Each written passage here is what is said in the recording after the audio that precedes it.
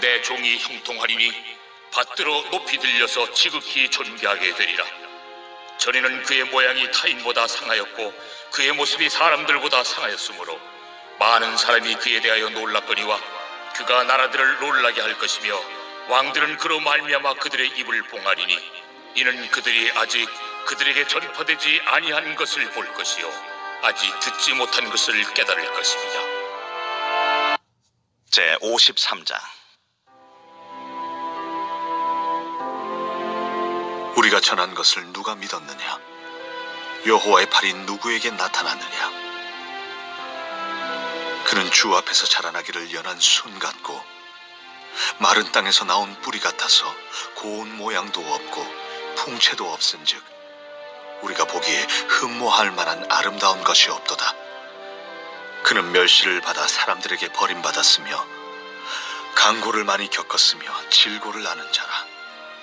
마치 사람들이 그에게서 얼굴을 가리는 것 같이 멸시를 당하였고 우리도 그를 귀히 여기지 아니하였도다. 그는 실로 우리의 질고를 지고 우리의 슬픔을 당하였거늘 우리는 생각하기를 그는 징벌을 받아 하나님께 맞으며 고난을 당한다 하였노라. 그가 찔림은 우리의 허물 때문이요 그가 상함은 우리의 죄악 때문이라. 그가 징계를 받음으로 우리는 평화를 누리고 그가 채찍에 맞음으로 우리는 나음을 받았도다. 우리는 다 양 같아서 그릇 행하여 각기 제 길로 갔거늘 여호와께서는 우리 모두의 죄악을 그에게 담당시키셨도다.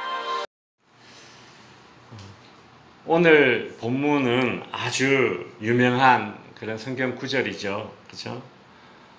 이 오늘 본문도 이사야서의 그 종의 노래라는 그 제목으로 나오는 그 구절 가운데 4개 가운데 하나의 성경 구절입니다.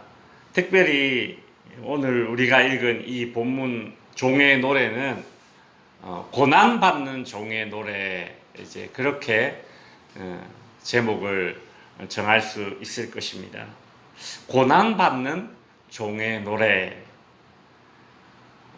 여기서 말하는 이 고난받는 종, 우리가 정말 잘 알고 있는 이 유명한 구절에서 이 고난받는 이 종이 누구인가?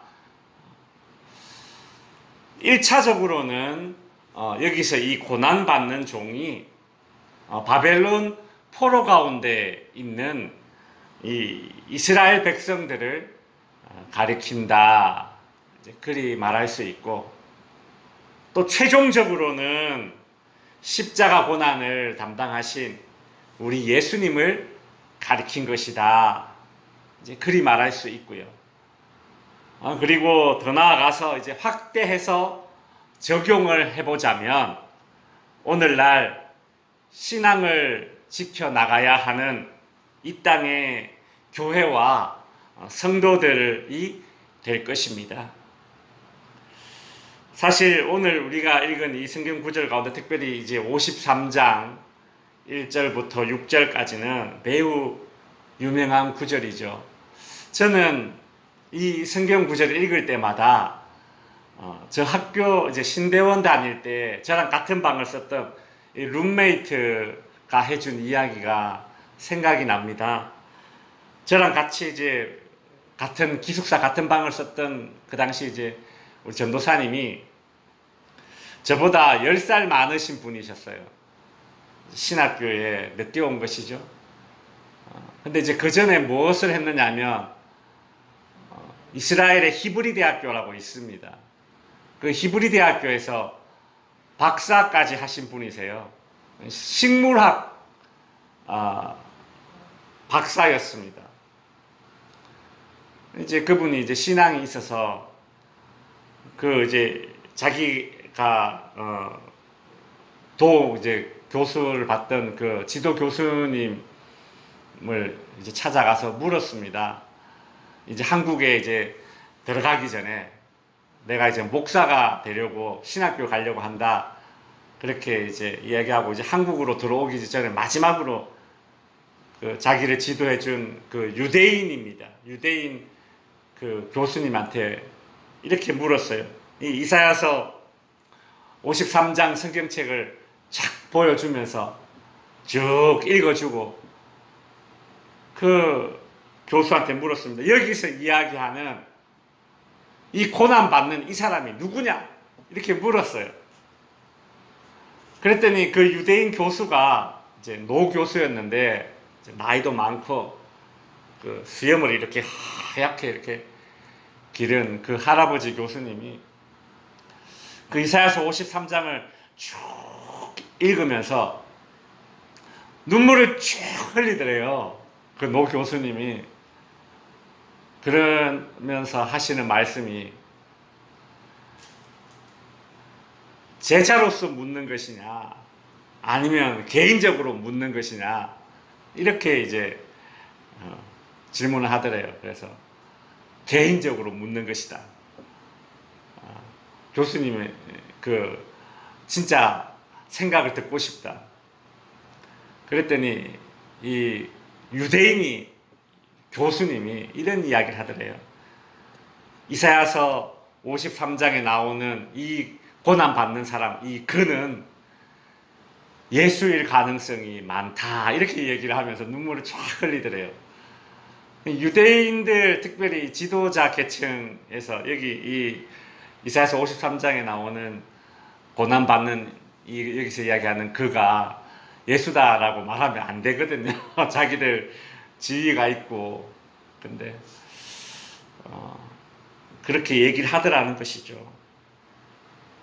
제가 그 이야기를 듣고 이 이사야서 53장을 읽을 때마다 항상 그 생각이 납니다. 성경을 읽으면서 그 성경을 바로 깨닫는 것이 중요하고 또 그 성경대로 내 신앙을 고백한다는 게 이게 정말 중요한 거구나. 알지만 말을 못하는 거예요. 여기서 고난받는 종은 예수다라는 걸 알고 있지만 자기 유대인이기 때문에 유대교를 믿기 때문에 그 말을 못하는 것이죠. 또 사회적인 지위가 있기 때문에 유대교 히브리대 교수가 여기서 이사야서 53장에 고난받는 종이 예수라고 말했다. 이게 너무 이제 그래되면 안 되니까 그렇게 말을 못하는 거죠. 참 이 성경 구절을 볼 때마다 저는 그 생각이 납니다. 오늘 이 고난받는 종에 대한 이 성경 구절은 이렇게 읽어보면 우리가 항상 53장부터 이 고난받는 종 이 성경 구절을 집중하지만 사실은 52장 뒷부분부터 같이 이렇게 묶여져 있습니다. 구조가 보면 그래요. 그래서 이제 우리가 52장을 이제 13, 14, 15 이렇게 쭉 관심을 가지고 봐야지 보입니다. 사실 이 구절은 우리가 드라마 같은 걸 이렇게 보면 드라마가 끝나고 나서 내일 이제 하게 될 그 드라마 내용을 이렇게 맛배기로 이렇게 예고편 잠깐 보여주지 않습니까? 그죠? 그 예고편을 보면 어떤 생각이 듭니까? 내일 또 재밌겠는데? 이제 그런 생각을 하면서 내일도 이 드라마를 꼭 봐야 되겠는데? 막 그런 기대감을 가지게 되죠. 예고편을 맛배기 딱 보면 그래요. 항상 제일 재밌는 부분만 딱 이렇게 편집해놔서 이제 호기심을, 기대감을 가지게 만드는 것이 예고편이라고 할 수 있습니다. 이 고난받는 종도 그래요. 그런 식으로 맛배기로 예고편을 딱 보여주는 어떤 그런 구조로 되어져 있습니다. 그러니까 우리가 잘 아는 이사야서 53장 고난받는 종에 대해서 딱 이제 예언하고 시작하기 전에 52장 14절에서 이렇게 이야기를 해요. 보면 전에는 그의 모양이 타인보다 상하였고 그의 모습이 사람들보다 상하였으므로 많은 사람이 그에 대하여 놀라거니와. 그러니까 이 고난받는 종을 모습을 보고 놀란다 그렇게 되어져 있거든요. 여기서 놀란다라는 이 말은 그냥 아이고 놀래라 이게 아니라 경악을 한다라는 거예요. 경악한다. 그냥 우리가 생각하는 그냥 아이고 놀래라, 아이고 너 왜 그래 다쳤어? 이런 수준이 아니라 보고 막 내가 그것을 보고 기절할 정도로 그렇게 경악을 한다라는 거예요. 여러분, 그 영화 중에 예수님이 고난받는 영화 중에 The Passion of Christ라는 영화가 예전에 나왔었습니다. 그게 근 한 20년쯤 전에 나온 영화인데, 그 영화는 예수님이 십자가에서 고난당하는 그 장면을 너무 생생하게 그렇게 촬영을 했기 때문에 19세 이하는 그 영화를 못 보게 했어요. 너무 잔인해서. 근데 이제 그 영화가 만들어졌을 때 예수님이 고난당하는 장면 그 영화로 보면서 얼마나 생동감 있게 만들었는지 그 영화를 보다가 기절한 사람들이 여러 있었습니다. 실제로. 영화라는 것을 알지만 예수님이 그 고난당하는 장면을 보니까 기절하는 거예요. 까무라치는 거예요. 근데 그 모습을 현장에서 보면 어떻겠습니까? 경악하는 거죠. 경악하는 거. 오늘 여기서 놀라거니와라는, 여기서 놀란다라는, 경악한다라는 거예요. 그러니까 여호와의 종, 그러니까 예수님이 받게 되는 그런 순환이 너무 극해서 그 고난을 보게 되는 사람은 경악할 정도다, 기절할 정도다, 그렇게 이야기를 하는 거예요. 그러면 이런 생각 들겠죠. 이제 이사야서 53장을 아직 읽지 않고 있는 사람들은 이런 생각을 가질 겁니다. 그래? 도대체 어떤 정도의 고난 당하길래 보는 사람이 까무라쳐? 왜 이런 표현을 썼을까? 52장 14절에서 이렇게 예고편입니다. 그리고 53장에서 본격적으로 여호와의 종이 받게 되는 그 고난을 쫙 이야기해 주죠. 우리가 익히 알고 있는 그 유명한 구절들이 쫙 나오는 것입니다. 근데 우리가 여기서 놓치지 말아야 할 것이 하나 있습니다. 중요한 것이 하나 있는데 무엇인가 하면 고난받는 종에 대해서 예고편을 해주는데 52장은 예고편이에요. 그 예고편을 해주는데 우리가 놓치지 말아야 하는 부분은 무엇인가 하면 52장 13절입니다. 52장 13절. 13절에 고난받는 종에 대해서 예고편을 해주면서 이렇게 이야기해. 보라, 내 종이 형통하리니 받들어 높이 들려서 지극히 존귀하게 되리라.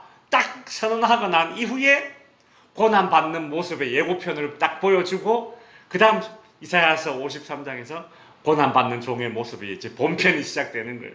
이 구조가 이해가 되시죠?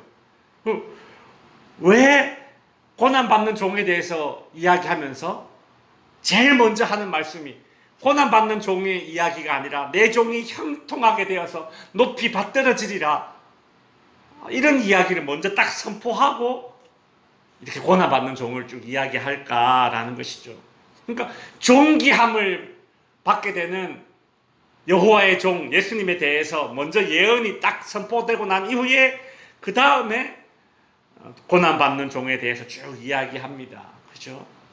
왜 이렇게 이야기할까요? 이 구조는 예수님께서 이 땅에 고난받는 종으로 오실 것이지만 고난받는 것 자체가 목적도 아니고 고난받아서 낮아지는 것이 예수님의 최종 목적지가 아니라는 것을 선포하는 것입니다. 선포하는 것이. 마찬가지로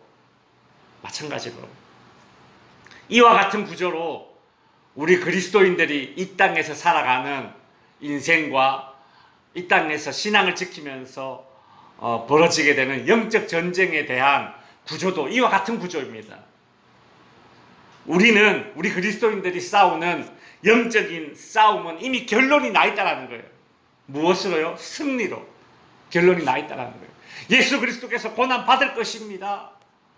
그러나 이 예수 그리스도께서 여호와의 종이 받는 고난도 결론이 이미 나 있어요. 무엇이에요? 고난 받고 그냥 비참해지는 것으로 끝나는 것이 아니라 어떻게 돼요?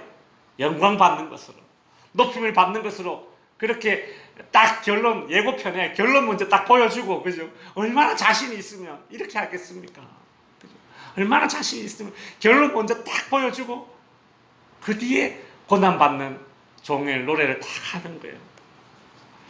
아, 그렇다. 우리가 싸우게 되는, 우리 그리스도인들이 이 땅에서 싸우게 되는 영적인 싸움도 이와 같은 구조, 이와 같은 이치구나. 우리가 싸우는 이 땅의 영적 싸움, 그 결론은 승리로 이미 결정되어져 있는 그 싸움을 우리가 싸우는구나. 이 종의 노래의 구조를 보면서 그런 은혜를 받게 되었습니다. 이제 말씀을 마칩니다. 여러분, 고난받는 종에 관해서 노래하기 전에 그 고난받는 종의 결론이 영광받음이라는 이 선포가 오늘 본문에 나오고 있는데 우리 이 부분 놓칠 때가 너무 많았다는 것이죠. 오늘 저와 여러분이 이 땅에 교회와 성도들이 싸우게 될 모든 영적인 전쟁은 이미 승리가 보장된 싸움이다 라는 그런 교훈을, 그런 영적인 이 이사야서의 구조를 우리 발견하게 되었습니다. 그러니 성도 여러분, 우리는 내가 받게 될 그 고난을 염려하고 미리 두려워할 필요가 없습니다. 그렇죠? 미리 두려워할 필요가 없어요. 그 대신에 우리는 그리스도께서 나를 위하여 당하신, 미리 받으신 그 고난을 깊이 묵상하면서 감사하면 되는 것입니다. 아시겠죠?